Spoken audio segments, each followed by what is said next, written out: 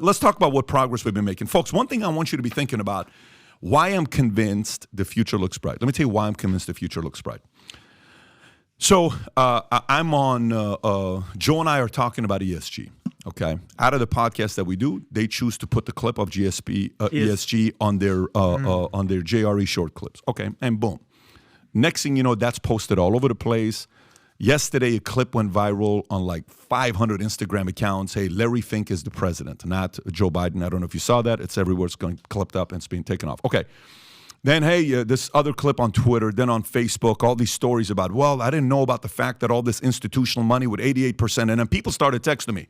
Yeah. And they're like, well, you know, the story you're saying, there's no way that's true. And then I posted, if you go on Instagram real quick, Rob, I posted. The truth? And I gave people the link on Instagram to go verify everything I said. I said, I want you to go verify me. And the people that were bitching at me were liberal. So the link I get, keep going down, the link I gave to them was a link from CNN. Keep going down, keep going down. It's just words. You'll see CNN all the way at the top. Keep going down, you'll find it. So I posted this, that right there, if you can click on that.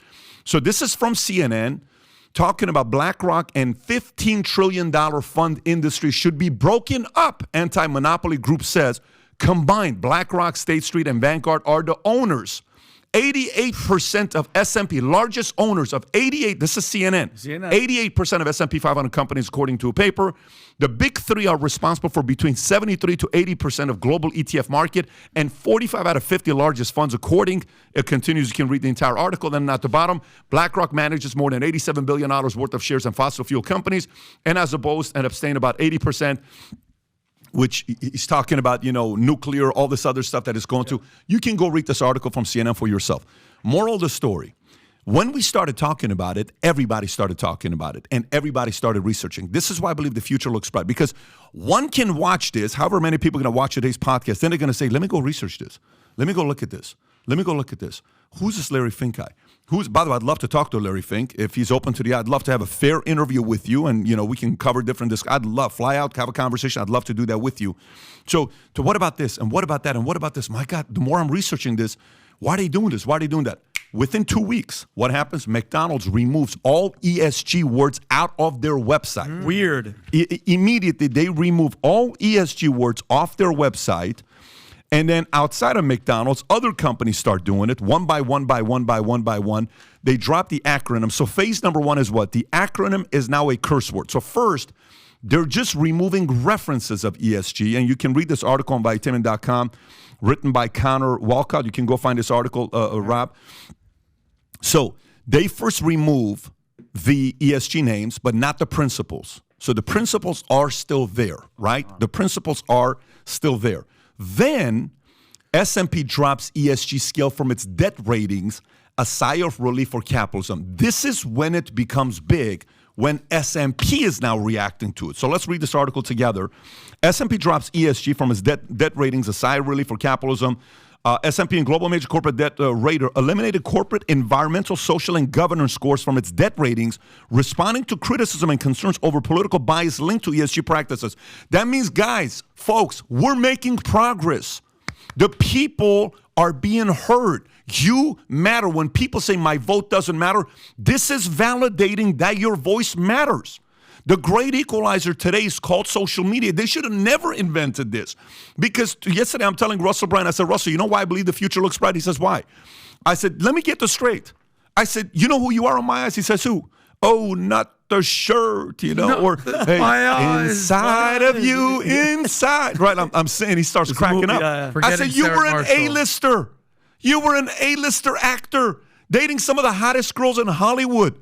With your accent, you entertain the world, forgetting Sarah Marshall.